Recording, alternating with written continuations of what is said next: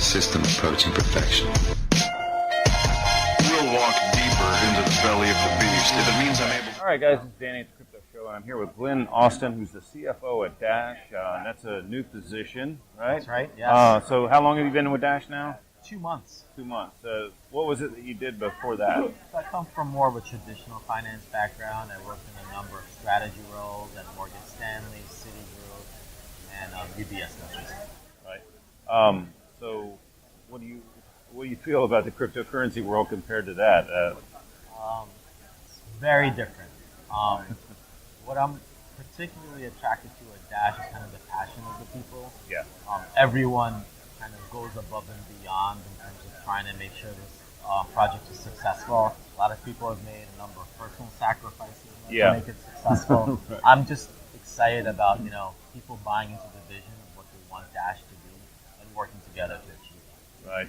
So, I mean, just going off back into the banking world, I was just at NACHA, you know what that is? No, I don't. The National Automated Clearinghouse Association. It's like a big bankers conference. It's called Payments 2018. Okay.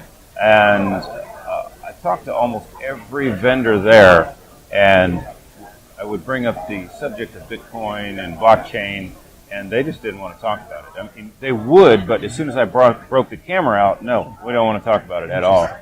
And like, the Federal Reserve was actually like the top sponsor there. I think it may have been PNC, but they had one of the biggest booths. Sure. Ripple was sitting right there next to them, but there was just this standoffishness about cryptocurrencies. What do you think? Do you think that cryptocurrencies are a threat to the banking system, or to at least to their model of it? I think it might be a threat to their model of it. What I really noticed when I was leaving the traditional finance world was a generational gap. So, kind of managers who were in their late 50s or late 60s were a little bit hesitant about cryptocurrency. They didn't understand it. They viewed it more as a threat. Everyone who I talked to who was like over 30 said, oh, that's kind of an interesting thing. I've heard about cryptocurrencies kind of at the edge of what I'm aware of.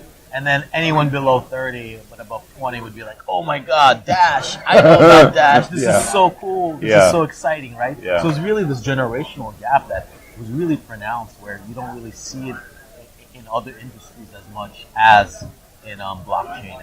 And well, those people of that age are obviously the future, so they're going to be the ones that make the decisions for the financial industry in the future. Absolutely. So. Yes.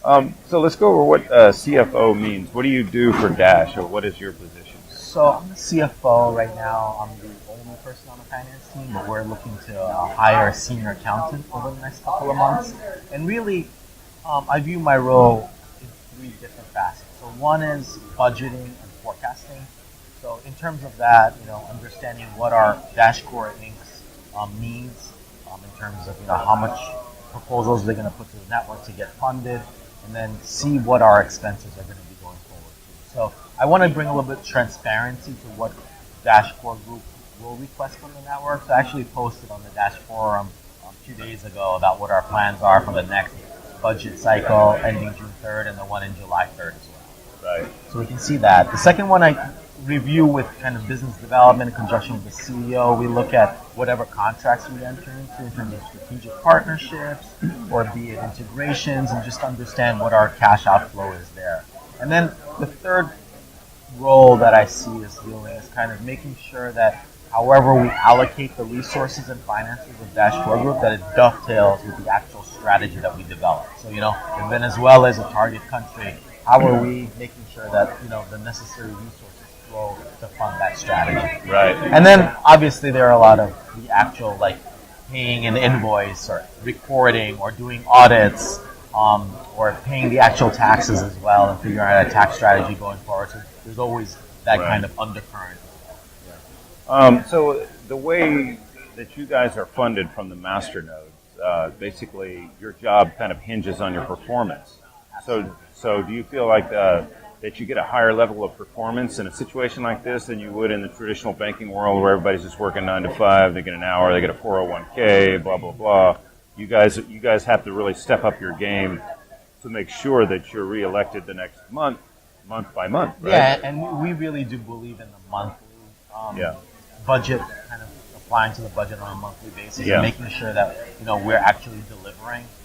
So yeah, there is an element of that. I think in the traditional 9 to 5, there's also the threat that you may get fired from your job Right, at yeah. any point. So even Yeah. though it might be stable at any given moment, and you have 401ks and so forth, you still have that career risk, so to speak. Yeah. You get Yeah, I fired. mean, So and then even if you lost your job for a month here, there's a possibility that you could step up your game and get Right. it back even.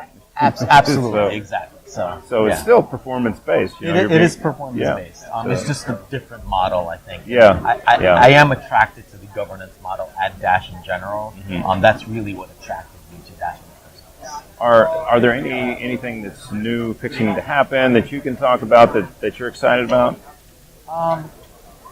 We are As far as in the upcoming final, developments, we're in the yeah. final innings of figuring out an escrow strategy. So I know there's been a lot of chatter of like what type of escrow process we have at Dashcore Inc. So I've worked very closely with Bradley, the head of development, and with Robert, the COO, and we think we've nailed down a policy in terms of that. We're going to start charging in the short term for Dashcore Group to do escrow, and I think that makes sense. In terms of we actually spend resources and we have legal people look Right. at some of these contracts, and we have upfront costs in terms of running escrow, and Right. I think we should be compensated for that. But in the long term, I really would like for separate escrow companies, 2 or 3, to be there that do this professionally. Because That's for the things that you guys hire at Dashcore Inc. or sorry. is that for the services that you guys hire through Dashcore Inc. No. So or, that's like a separate or is that proposal. just So for if the you- whole masternode system altogether? Yeah, so if you were to come with a proposal to the network, but you wanted Yeah. to escrow your funds, Right. right now Dash Core Group Inc.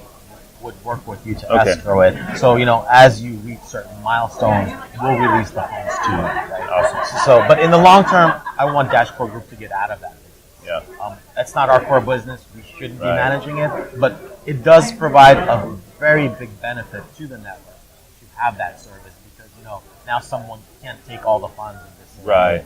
goodbye, What happens? So if someone doesn't fulfill their obligation for their contract, what happens to those funds that are left over? Do they? So we're figuring that out. I think we just put some language in where Dashcore Group might hold on to it Yeah. and put in either our business development fund, or I would actually like for the network to end up voting Yeah. where those funds should go. Yeah, that would Yeah. be the obvious decision. That is is that- because it's yeah. not Dashcore Group's money, right? Yeah. It's actually the Masternodes and the National Network's money. Right. So they should be able to figure out how they want to allocate it. All right. Well, I think that pretty much covers Excellent. everything, man. Yeah, Thanks. thank you so much. All right.